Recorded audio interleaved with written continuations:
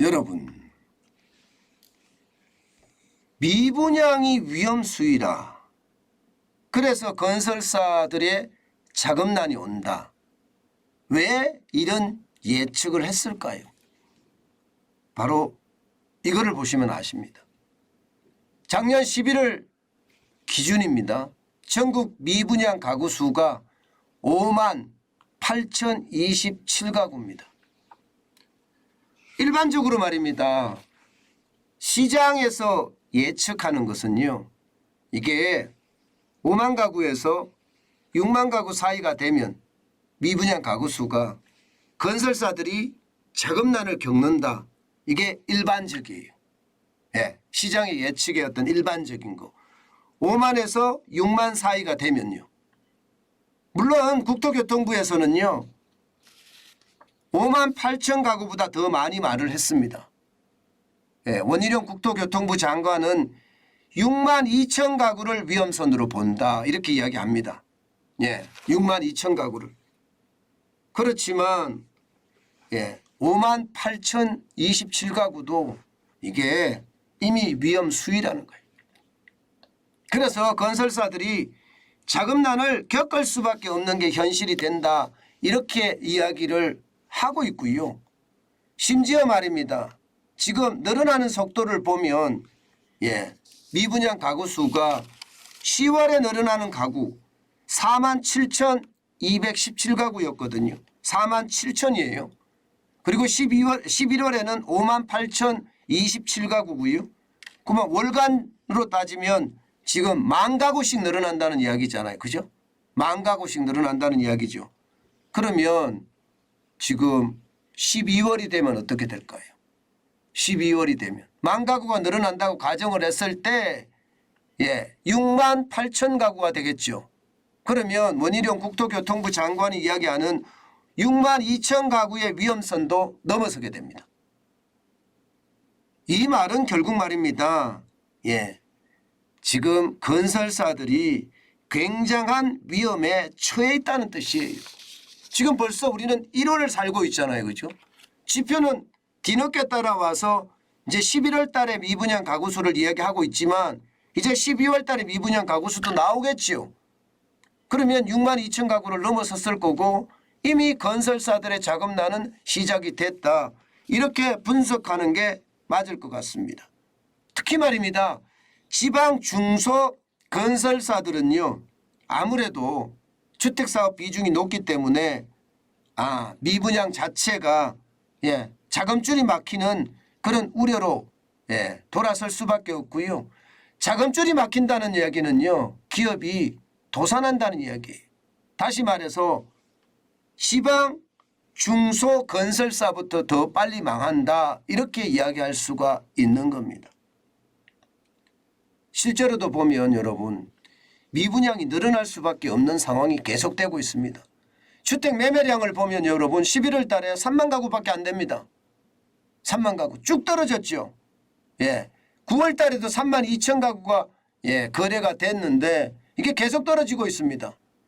7월 달에 4만 가구, 지난 5월 달, 작년 5월이죠. 6만 3천 가구가 거래가 됐으나 지금은 반토막이 났잖아요.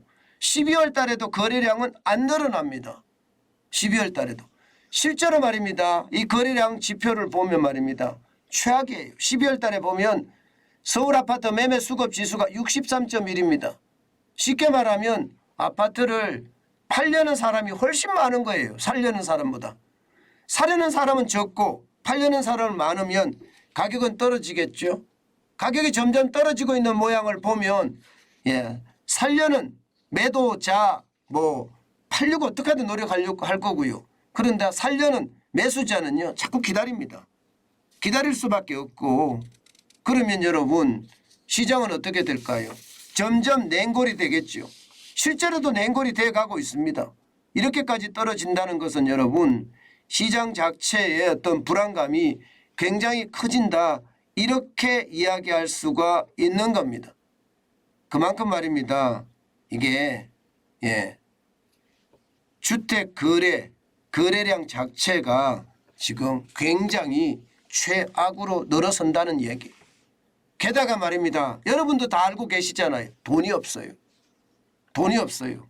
왜 돈이 없느냐? 실제 지표도 나타납니다. 집을 살려고 그러면 돈이 있어야 되거든요. 그런데 주택 구입 부담 지수를 보면 이거 진짜 되게 높죠. 그죠? 204입니다. 204. 204라는 것은 여러분 거의 뭐 집 살 생각이 없다는 거예요. 주택 구입 부담 지수가 평균이 126이거든요. 여러분 그래프에서 보시는 것처럼 2008년 2월 글로벌 금융위기 때죠. 그때가 164.8이었습니다. 그리고 2015년은 83.7이었고요.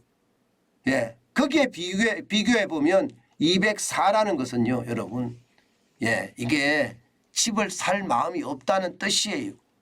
이렇게 됐을 때 과연 지금 건설사들이 자금을 계속 융통할 수 있을까요?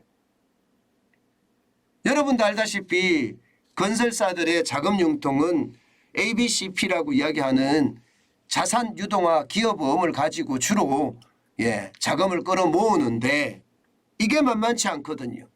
게다가 1월에 돌아오는 이 ABCP만 하더라도요 7조 원 가량 됩니다. 7조 원 가량. 7조 원 가량을 제대로 못 막았을 경우 어떻게 될 것인가? 거기에 대한 것은요 결국 줄폐업이라는 최악의 시나리오가 답이 되지 않을까 그런 생각도 해봅니다. 그만큼 말입니다. 미분양이 지금 건설사에게는 최악의 시나리오를 만들고 있다는 이야기가 되는 겁니다. 국토교통부 장관이 이야기하는 것도 사실 미분양이 6만 2천 가구가 넘어서면 위험하다고 말을 하는데 지금 그만큼 위험해지고 있다는 이야기입니다. 여러분, 저는 집에 대해서는 이렇게 생각을 합니다. 집은 분명히 정부가 세금을 다 풀고 또 규제도 풀 거예요. 앞으로도 풀 거고. 그렇지만 심리가 이게 개선되기가 굉장히 어렵습니다. 심리가. 이미 심리가 더 떨어질 때까지 기다려 뭐 이런 어떤 분위기의 심리가 만들어지고 있기 때문에 지금은 집을 사기보다는요. 집을 가서 보는 것으로 만족하는 게 좋습니다. 제가 여러분들에게 임장 이야기를 많이 합니다. 임장 이야기를 하면서 가격이 여러분들이 생각하는 가격 나는 이 정도만 살 수 있어 하는 생각이 가격이 되면 사시라고도 말씀을 드리는데 이게 그만큼 중요하다는 이야기예요. 게다가 말입니다. 다주택자의 기준이 바뀝니다. 이거 여러분 반드시 보셔야 됩니다. 다주택자의 기준이 문재인 정부 때만 하더라도 2주택자 이상은 다주택자예요. 그런데 지금 분위기가 바뀌는 것은요. 3주택자 이하가 다주택자로 변하고 있습니다. 세금의 어떤 청구의 모양새를 보면 3주택자 이상을 다주택자로 취급하거든요. 아마 이 부분 우리가 반드시 봐야 될 부분 중에 하나입니다. 집값이 떨어지고 세금이 이게 1주택자나 2주택자가 같아진다면 시장은 조금 달라질 수도 있을 거예요. 그렇기 때문에 제가 여러분들에게 임장이 중요하다. 그리고 내가 생각한 가격 예를 들어서 지금은 2023년이지만 나는 2020년 가격이면 살래. 나는 2019년 가격이면 살래 하는 나만의 어떤 투자 원칙을 정해놓고요. 그 가격이 도달했을 때 사는 것도 나쁘지 않다. 저는 그렇게 말씀드립니다. 제일 중요한 것은요. 이게 내가 시장을 볼 줄 알아야 된다는 거거든요. 이 시장을 볼 줄 알아야 된다는 것은 부동산 시장은 다 안다고 생각을 합니다. 어느 누구나 말입니다. 그렇지만 시장을 다 아는 건 절대 아니거든요. 돈을 주고 당장 살려고 들면 망설이게 되는 게 이 부동산이거든요. 그렇기 때문에 여러분 반드시 임장을 하고 내가 생각한 가격이만 사라 하는 게 제일 중요합니다. 여기에서 가장 중요한 것은요. 지금 같은 위기 시기에는요. 내가 가고 싶은 아파트 있잖아요. 내가 가고 싶은 단독주택. 거기는 매물이 있습니다.